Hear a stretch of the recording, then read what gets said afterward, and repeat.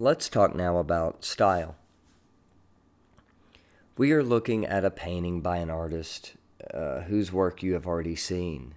So you tell me, who do you think painted this painting? If you said Vincent van Gogh, you are absolutely correct. This is a painting by Van Gogh. So my question for you is, how did you know? What clued you in? Well, what you probably did is you probably thought about the previous painting we saw, which is called Starry Night. And you'll notice that there are some similarities in the way Van Gogh painted these two paintings.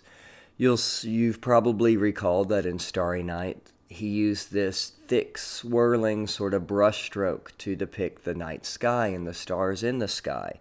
And you notice those similarities in the way he painted the clouds in this daytime sky.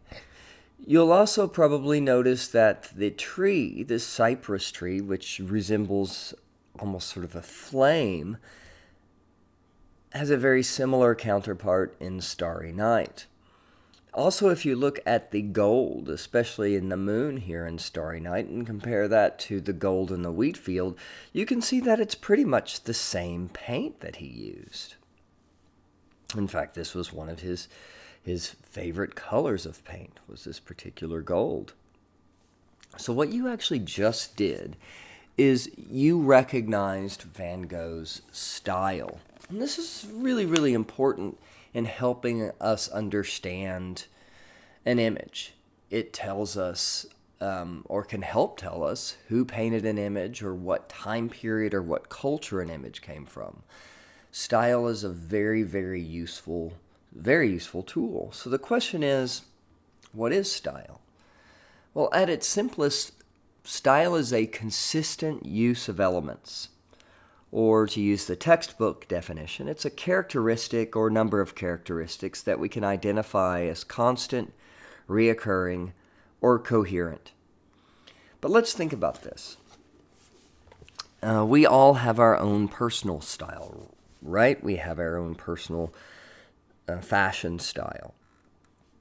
And what this means is that you probably wear similar things, right? You wear similar colors, or you wear similar cuts of clothes, or you wear certain brands of clothing.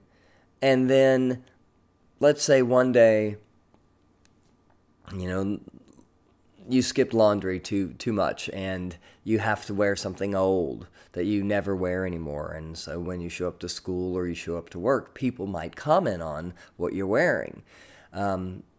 Because it's not consistent with what you normally wear. It's not your normal style.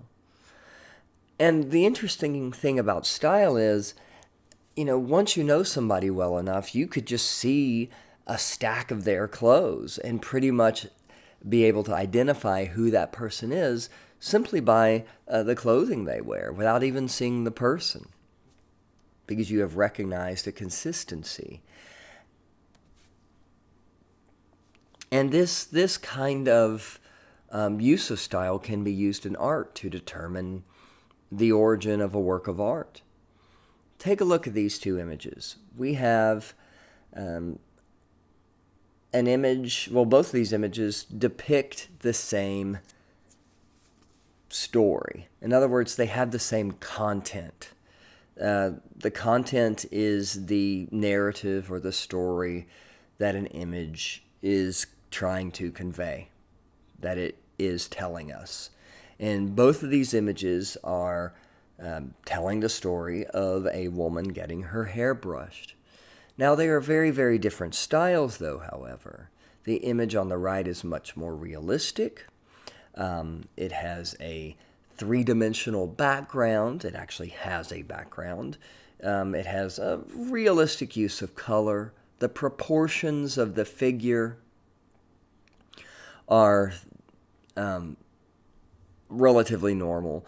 And also, there is a use of shading to give the body a feeling of mass, of weight, of three-dimensional form. The image on the left, however, though, is rather abstract, to use a vocabulary word. The women in the image appear flat. There is no shading to give them form. They have this black outline surrounding all of their features, which is completely unrealistic unless you have a black outline around you. Also, their facial features are just very, very simple marks and lines, in no way resemble real human features. Their heads are strangely proportioned. They have these large egg heads, and they have these tiny and weirdly shaped hands. So what we just did is we used our knowledge of style to separate the origin of these two images. We know immediately that they were not made probably by the same person, and they probably were not made at the same time or from the same culture, because the styles are not consistent with each other. But if we look at the artist on the left a little further, look into his work, a Japanese artist named Utamaro, we can see a consistency in his style.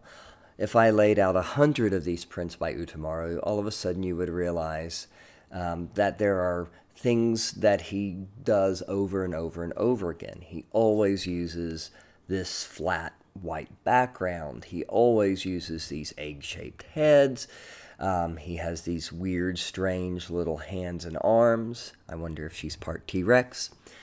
And then also, by seeing these images all in a row, you start to notice things that you wouldn't just notice in one singular image. Like the fact that he really liked this hairstyle, and he used it over and over again. The fact that he used these bold patterns in the kimonos, often using only one color. And he would do this once again, over and over again. So style is a consistent use of elements, and it's very useful in helping us to determine the origin of a work.